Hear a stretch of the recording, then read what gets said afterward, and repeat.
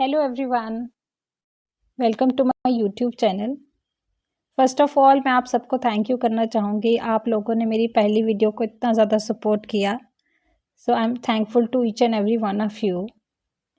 सो आज का जो टॉपिक है वो हम करने वाले हैं, बहुत ही इंपॉर्टेंट टॉपिक है, लोकोमोशन इन फिशेस।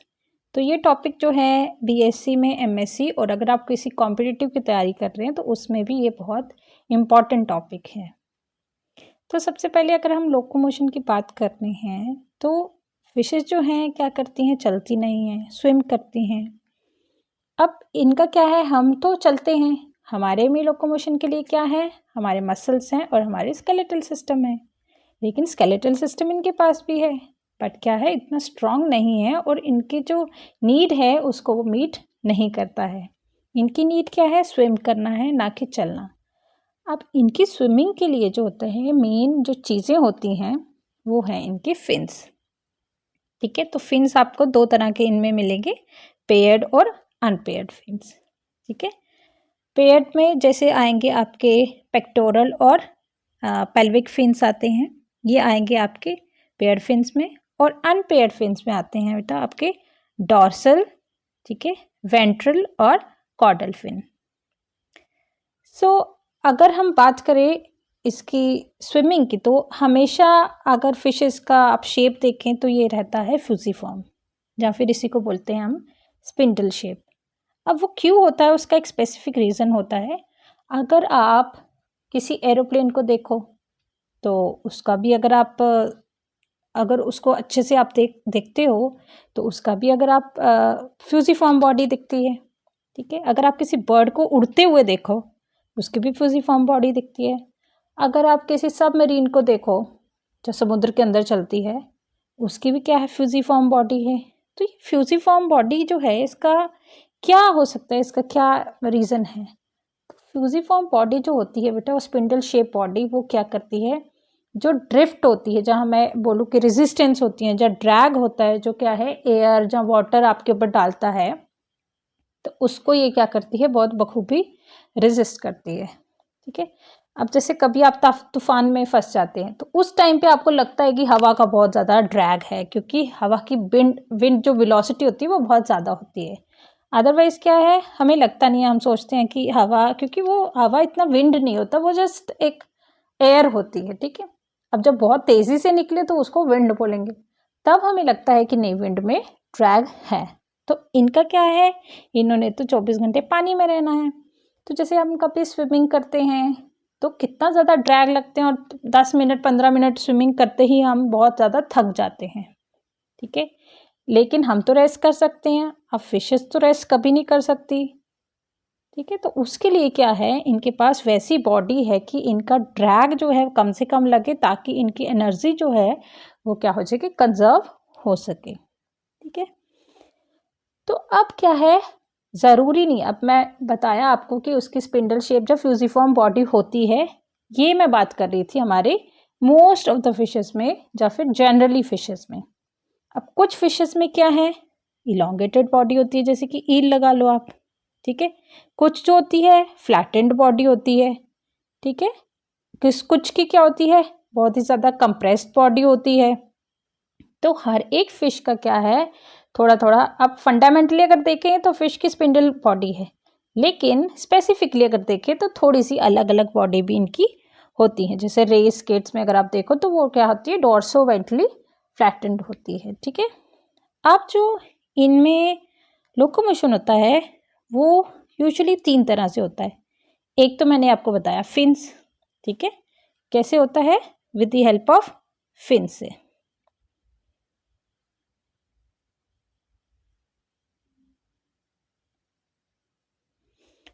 तो एक तो होता है फिन से, दूसरा क्या होता है कि इनके फंडामेंटल यूनिट्स होते हैं, मसल के यूनिट्स होते हैं। ठीक है, उनको बोलते हैं मायोमेयर्स। अब मसल्स को यूज़ करके कैसे, मसल की कंट्रैक्शन और रिलैक्सेशन को करके ये क्या करते हैं, मूवमेंट करते हैं। ठीक है, और उसके बाद क्या है, तीसरा आ सकता है, इनके पास अपना एक मोटर है। जैसे कि कभी हम जाएं नाव में बैठ के, है ना, तो उसके पीछे कभी मोटर फिट हुई होती है, तो वो मोटर चलाता है और वो नाव जो है वो आगे जाती है, बोट जो है वो आगे जाती है। तो ये क्या हो सकता है, क्योंकि जो वो मोटर है वो क्या करती है, पानी को खींच के पानी को ही बड़े ज़ोर से क्या करती है, एक्सपेल करती है पीछे। अब इनके पास भी अपनी छोटी छोटी मोटर्स हैं, कहाँ पे फिट है, इनके गिल्स में। क्या करेंगी, पानी लेंगी, फिल्टर करेगी और बहुत प्रेशर से गिल से बाहर डालेंगी, जिसकी वजह से क्या होगा, वो क्या करती हैं, आगे मूव करना शुरू कर देती है। ठीक है। उसके बाद अगर इनका मूवमेंट का देखा जाए तो मोस्टली जो फिशेस में मूवमेंट है वो ध्यान से अगर आप देखो तो जहाँ तो उनकी जो पूंछ होती है वो हिल रही होती है और जहाँ तो इनके फिन्स हिल रहे होते हैं। ठीक है, जिसकी वजह से इनमें क्या होती है, मूवमेंट जो है वो होती है। अब सबसे बड़ी बात है कि इसकी क्लासिफिकेशन की। ठीक है, कि लोकोमोशन कितने तरह का था। अब सबसे पहले जो थे ब्रेडर 1926, ठीक है, ब्रेडर थे 1926 में, उन्होंने क्या दी थी, क्लासिफिकेशन दी थी और उन्होंने इसको डिवाइड किया था कितने, तीन में। कौन कौन सी, एंगुएली फॉर्म, कारेंगी फॉर्म और ऑस्ट्रेकी फॉर्म। ठीक है, तो इनकी तो आपको उससे ही पता चल रहा होगा, इनके मतलब नाम से ही पता चल रहा होगा कि कौन कौन सा किस में होता है। ठीक है, सबसे पहले अगर हम बात करें एंगुइली फॉर्म, ठीक है, तो आपको पता है एंगुइला किसका नाम है। तो एंगुइली फॉर्म जो होती है वो किस में होता है, हमारी इलोंगेटेड बॉडी वाली जो फिशेस होती हैं। कैसी मूवमेंट रहती है उसमें, वो बनाती हैं, अब मछली जैसी है, सॉरी सांप जैसी है, तो क्या करेगी, एस शेप, इस तरह से अपने क्या करती है, अपने इस तरह से अपनी बॉडी को इस तरह से घुमा के क्या करती है, ये मूवमेंट करती है। जैसे अगर सांप में कभी आपने देखा होगा पानी में, तो वो जिस तरह से मूव करता है वैसे ही ये क्या करती है, मूव करके एस शेप में मूव करते, ये क्या करती है, अपनी फ्लेक्सिबली मूव करके अपनी बॉडी को क्या करती है, मोशन में लाती है। अब दूसरा है कारंगी फॉर्म। ठीक है, कारंगी फॉर्म में क्या होता है, जो पूरी बॉडी है ना वो उतना ज़्यादा मतलब कुछ काम करती नहीं है। काम किसका रहता है, खाली पीछे के रीजन का, और इसमें फिन्स की बात नहीं कर रही हूँ, उसके साथ जो कॉर्डल रीजन होता है, ठीक है, फिन प्लस कॉर्डल रीजन, उसमें क्या होता है, उसका मेजर काम रहता है। मतलब पूरी बॉडी रिलैक्स रहेगी, लेकिन लास्ट जो 1/3 पार्ट रहता है बॉडी का वो खाली मूव करता है, और उसी की मूवमेंट की वजह से क्या होता है, आपकी ये वाला मोशन होता है। ठीक है, कारंगी फॉर्म। अब क्या है, कारंगी फॉर्म जो है ये आपने देखा है ट्राउट, रोहू, मृगल, तो तब क्या था, सब कारंगी फॉर्म जो था उसका डिस्कवर नहीं किया था, तो उन्होंने सारी फिशेस को क्या किया, कारंगी फॉर्म में डाल दिया। लेकिन आज और भी ज़्यादा बहुत सारे हमें पता है अलग अलग फॉर्म्स, तो उसमें बेटा एक आएगा सब कारंगी फॉर्म। तो मैं आपको बता देती हूँ, अगर आपको इसके बारे में पढ़ना होगा, जैसे मैं पढ़ा रही हूँ, तो अगर नोट्स रिटर्न में चाहिए तो आप कहीं से भी देख सकते हैं, नहीं तो आप मुझे मैसेज कर सकते हैं, मैं आपको भेज दूंगी।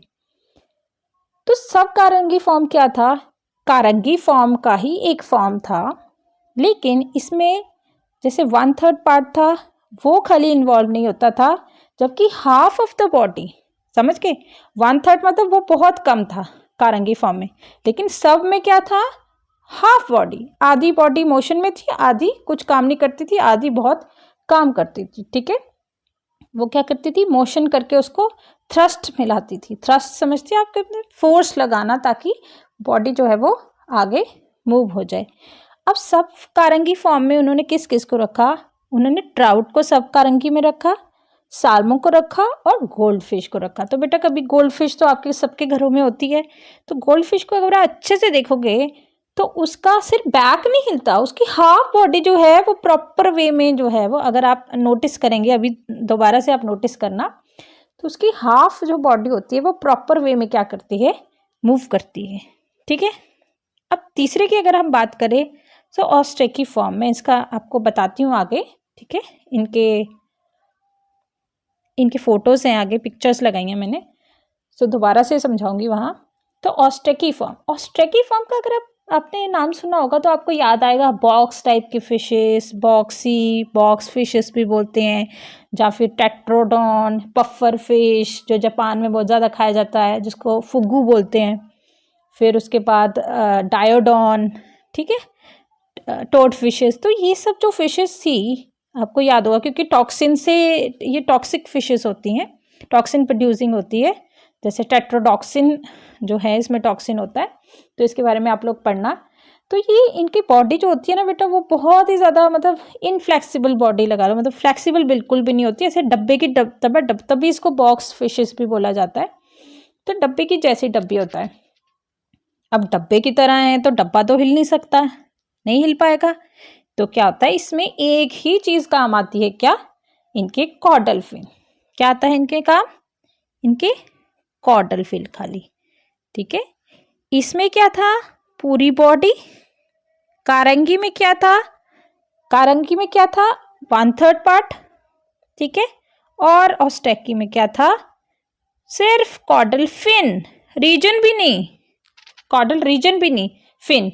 और इसी में मैंने आपको बताया था सब कारंगी, जिसमें हाफ बॉडी था, ठीक है। क्या था, हाफ बॉडी। एक मिनट, ठीक है। अब अगर हम बात करें, पहले हम इसका देख लेते हैं। ये हो गई कौन सी आपकी, एंगुइली फॉर्म, ठीक है। कौन सी हो गई, और भी कुछ टाइप्स हैं वो मैं आपको बताऊंगी, वो न्यू टाइप्स हैं, मतलब वो इसमें आपको फिश में, अगर आप खन्ना की बुक पढ़ रहे हैं, श्रीवास्तव में पढ़ रहे हैं, तो वो आपको नहीं मिलेंगी, ये न्यू मतलब हैं। तो एंगुइली फॉर्म तो मैंने आपको बताया, जिसमें ये देखिए, आपको एंगुइला को देखिए, ठीक है। तो कैसे मूव कर रही है ये, एस शेप में, है ना। अब सब कारंगी फॉर्म जब मैंने बोला, ठीक है, तो ट्राउट देखिए आप किस तरह से मूव कर रही है, ठीक है। ट्राउट में क्या है, हाफ बॉडी, यहाँ से शुरू होकर पूरी बॉडी जो है वो इसकी क्या कर रही है, हिल रही है, ठीक है, मूव कर रही है, मूवमेंट कर रही है। अब अगर हम आगे देखें तो हमारी आती है कौन सी, कारंगी फॉर्म, ठीक है। कारंगी फॉर्म में क्या आता है कि इसमें जैसे आप मैक्रल फिशेस जो आती हैं वो आएंगी, ठीक है, मैक्रल्स होती है ना। अब मैक्रल फिश में क्या होता है कि इनका जो लास्ट पार्ट होता है, मतलब 1/3 पार्ट, ठीक है, क्या होगा, जो 1/3 पार्ट होगा ये मूव करता है, ठीक है। लास्ट पार्ट जो है वो ही मूव करता है, और बाकी बॉडी जो है वो ज़्यादा मूव नहीं करती। उसी के जैसी है क्या है, थुनी फॉर्म, ठीक है। तो ये होता है बेटा किसमें, टूना में, टी से टूना, टी से थुनी फॉर्म, THUNNIFORM, ठीक है। अब ये उन फिशेस में होता है, ठीक है, जिनकी क्या होती है, ये क्रिस्टन शेप, कॉर्डल फिन देख रही है आप, क्रिस्टन शेप इसकी भी है। तो आप बोलोगे मैम ये तो सेम सेम नहीं दिख रही है, हाँ ये सेम सेम ही दिखती है, ठीक है।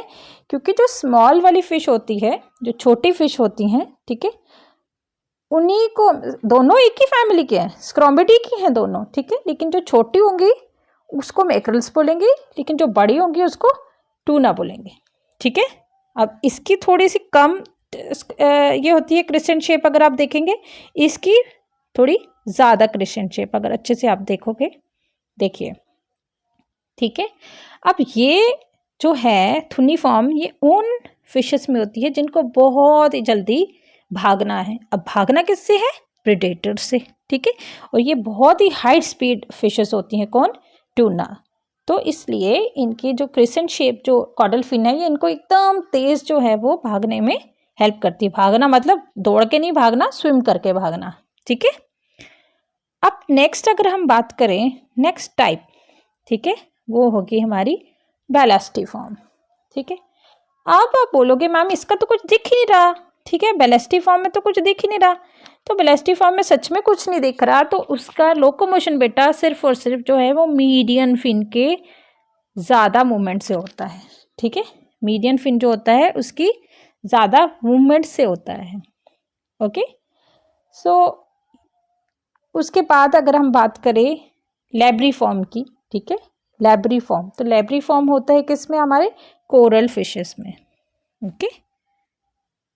एक मिनट, ये है कोरल फिशेस। तो लैब्रिफॉर्म में क्या होता है, जो मूवमेंट होता है वो पेक्टोरल फिन से होता है। ठीक है, ये देखिए, ठीक है, किससे होता है, पेक्टोरल फिन से। ये कौन सा फॉर्म है, लैब्रिफॉर्म। एक होता है क्या, बेलिस्टिफॉर्म। ठीक है, उसके बाद अगर नेक्स्ट की बात करें तो राजीफॉर्म। अब आप ये तो आप गेस कर सकते हो क्योंकि राजा राजा आपने पढ़ा हुआ है ना। तो जो रेस होती हैं, स्केट्स होती हैं, वो सब क्या है, राजी फॉर्म में आती हैं। इनके जो हैं ये पेक्टोरल फिन जो हैं ये कितने एडवांस होते हैं, ऐसे लगते हैं इनके विंग्स हैं। ठीक है, तो ये क्या करते हैं, विंग्स में, विंग्स जैसे लगते हैं और इनको ये हेल्प करते हैं, इनको क्या करने में, इनको स्विम करने में। ठीक है, ये उड़ नहीं रही है, ये पानी में स्विम कर रही है। उसके बाद जो लास्ट मैंने बताया था आपको, ऑस्ट्रेकी फॉर्म, तो ये देखो है ना, बॉक्स जैसा लग रहा है, पूरा फिश जो है वो ऐसा लग रहा है बॉक्स जैसी है। ठीक है, तो ये जो बॉक्स वाली फिशेस होती हैं, इनमें कौन सा होता है हमारा, ऑस्ट्रेकी फॉर्म। ठीक है, इसमें क्या है, खाली आपका कॉडल फिन जो है वो मूव करता है। तो इसमें टेट्रोडॉन भी आती है, डायोडॉन आती है। ठीक है, जो भी ऐसी फिशेस होती हैं वो सब इसमें आती हैं।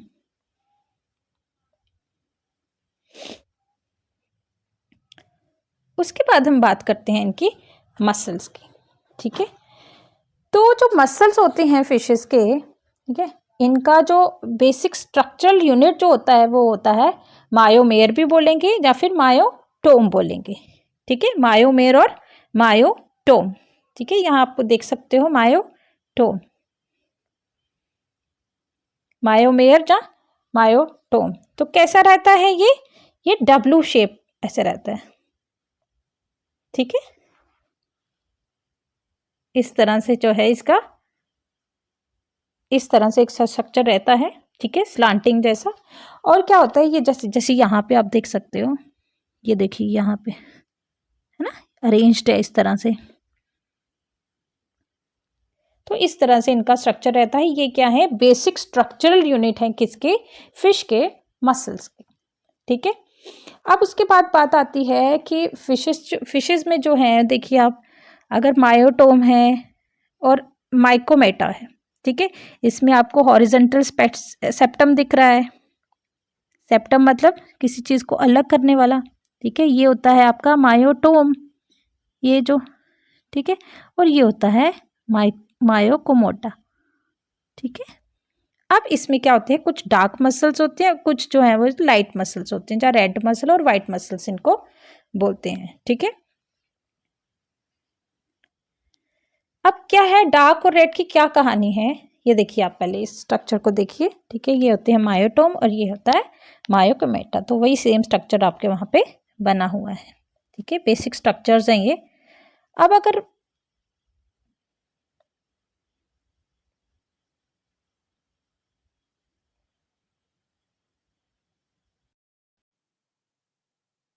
जैसे हम बात कर रहे हैं डार्क मसल और लाइट मसल्स की, तो वह उसकी फोटो, मैं पिक्चर दिखाती हूँ आपको। इस तरह से जो है वो अपने फिश कभी देखी होगी, तो ये रहते हैं डार्क और लाइट मसल्स। डार्क को हम रेड मसल्स भी बोलते हैं और वाइट मसल्स को हम लाइट मसल्स भी बोलते हैं। अब इनकी क्या कहानी होती है, ये क्यों रेड हैं, क्यों डार्क बोलते हैं इनको। तो बेटा इसमें क्या होता है, जो रेड वाला रीजन होता है, ठीक है, जो रेड मसल्स वाला रीजन होता है, उसमें क्या होते हैं, बहुत ही ज़्यादा क्या होते हैं आपके माइटोकॉन्ड्रिया, मैं बोल दूँ अगर, तो माइटोकॉन्ड्रिया बहुत ज़्यादा होते हैं। ठीक है, या मायोग्लोबिन जो बोलूँ तो वो बहुत ज़्यादा होते हैं। क्यों, क्योंकि इन जगहों में क्या होते हैं, फिन्स होते हैं ज़्यादातर। अगर आप देखोगे साइड बाय साइड तो फिन्स होते हैं। अब फिन्स को क्या है, मूव करते ही रहना, बॉडी भले ही थोड़ा सा मूव करे लेकिन फिन्स को तो बहुत ज़्यादा मूव करना है। तो फिर जो है वो मूव करने के लिए बहुत ज़्यादा एनर्जी लगती है। तो वो एनर्जी कहाँ से आएंगी, वो माइटोकॉन्ड्रिया से आती है। कहाँ होते हैं माइटोकॉन्ड्रिया, वहाँ पे बहुत ज़्यादा होते हैं जहाँ पे फिन्स का अटैचमेंट होता है। और क्या होता है फिर, क्योंकि ऑक्सीजन रिक्वायरमेंट होती है इसमें, ठीक है, एनर्जी की रिक्वायरमेंट होती है, तो उसी वजह से कॉन्सेंट्रेशन ऑफ माइटोकॉन्ड्रिया या फिर मायोग्लोबिन बहुत ज़्यादा होता है। तो जिसकी वजह से वो कैसे दिखते हैं, आपको रेड दिखते हैं और बाकी जो मसल्स हैं वो आपको वाइट।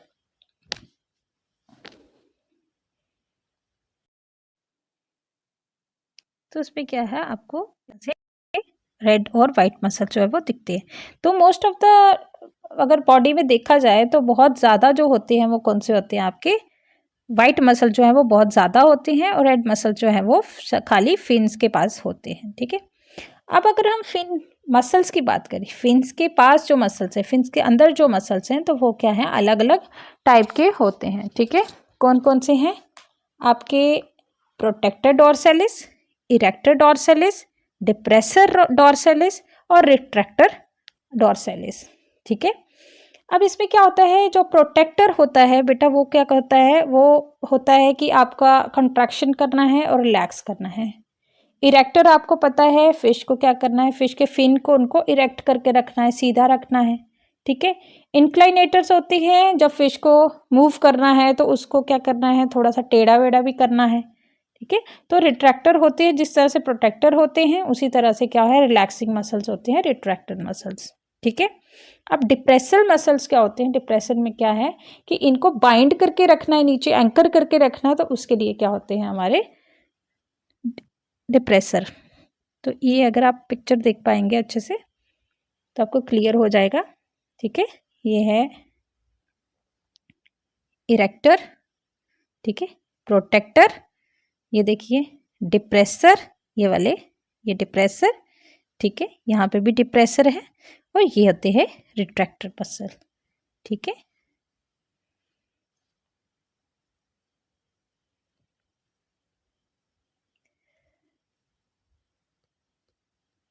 फिर अगर हम बात करें तो ये डार्क एंड वाइट मसल्स का मैंने आपको बता दिया, ठीक है, क्या होते हैं। मोस्ट ऑफ द बॉडी में आपकी 80 to 90% अगर हम बात करें तो वो कौन से वाइट मसल्स होते हैं, ओके। लेकिन कुछ जहाँ पे बहुत ज़्यादा एनर्जी रिक्वायरमेंट होती है वहाँ पे कौन से होते हैं आपके, डार्क मसल्स होते हैं, ठीक है।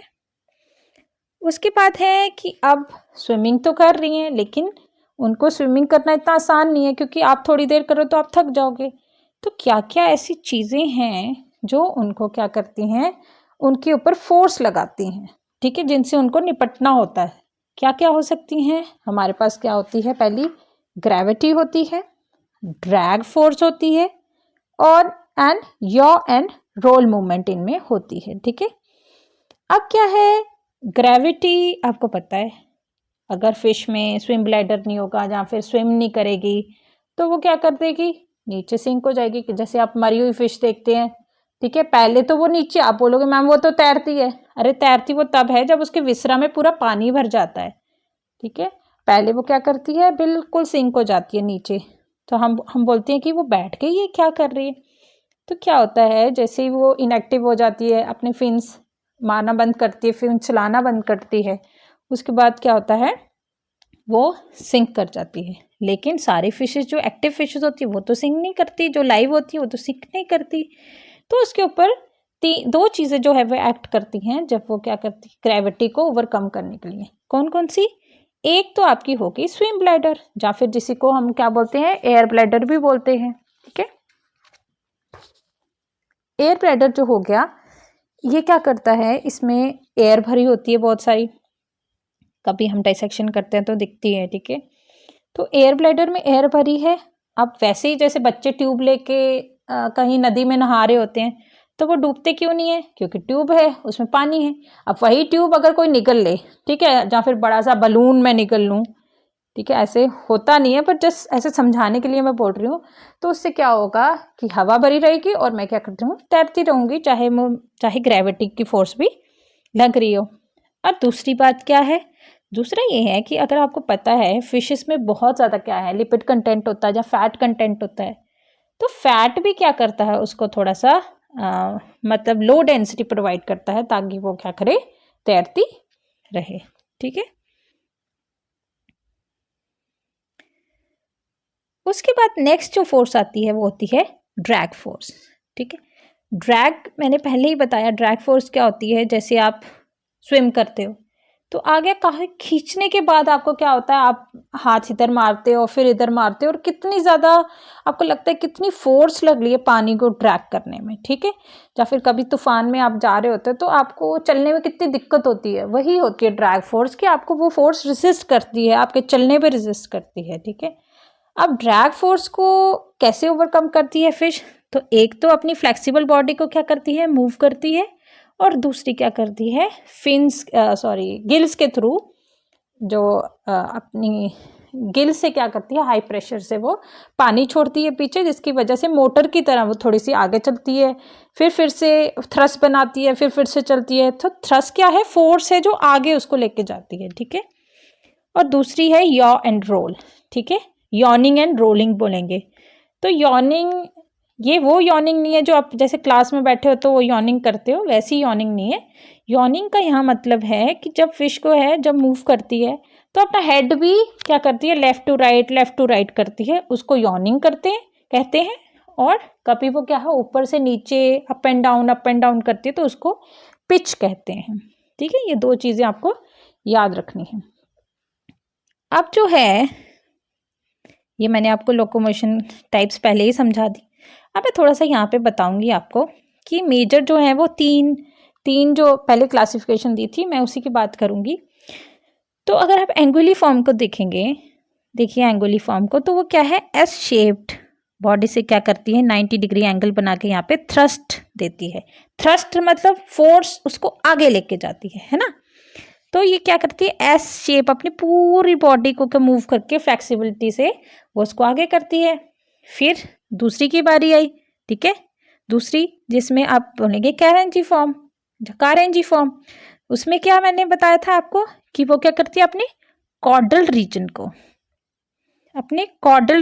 को, ठीक है, मूव करती है, कर रही है कि नहीं। और सिर्फ लेकिन इसकी अगर बात करूं मैं, ठीक है, इसकी अगर बात करूं तो ये क्या कर रही है, सिर्फ अपने फिन को मूव कर रही है, ठीक है, ऑस्ट्रेकी फॉर्म की। तो इसने पूरी बॉडी को मूव किया, इसने अपने कॉर्डल रीजन को किया, इसने अपने कॉर्डल फिन को किया, ठीक है। तो ये 3 मेन के टाइप की हैं जो आपकी बुक्स में मिल जाएगी। अदर जो मैंने अदरवाइज बताई हैं वो भी आप प्लीज़ देख लें, क्योंकि वो नहीं है तो उसका मैंने समझा दिया है। अगर मटेरियल चाहिए होगा तो फिर भी मैं आपको बताऊंगी, ठीक है। अब कुछ ऐसी लोकोमोशन है जो बहुत ही स्पेसिफिक हैं, ठीक है, क्या होती हैं, बहुत ही स्पेसिफिक होती हैं। जैसे मैं अगर बात करूं आपकी एंगलर फिश की, ठीक है, एंगलर फिश आपने देखी होगी, जिसका एंटीनेरियस इसका नाम है, ठीक है, जो जहाँ यहाँ पे लैंटर्न फिश ऐसे लैंटर्न चिपका के घूमती रहती है, ठीक है। अब वो क्या है, वो मैंने आपको बताया वो डीप सी फिश है, ठीक है। अब डीप सी फिश है तो वो क्या करती है, बॉटम पे वॉक करती है।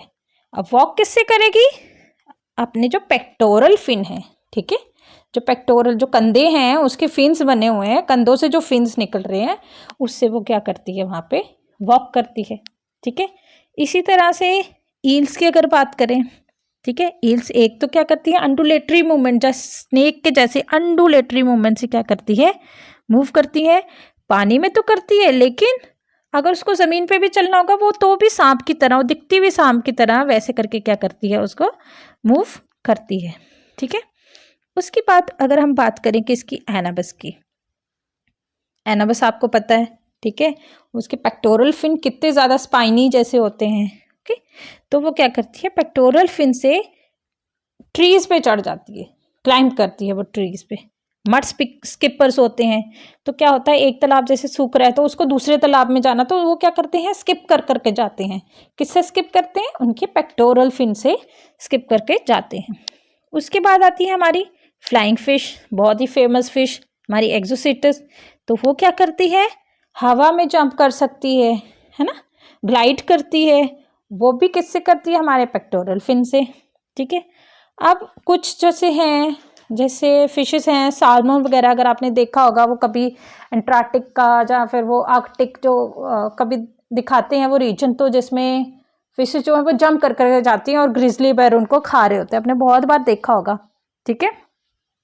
तो वो क्या करती है, अपनी पूरी बॉडी की फोर्स लगा के उसको क्या करते हैं, कॉइल करती है और पूरी बॉडी की फोर्स लगा के उसमें जाती है, ठीक है।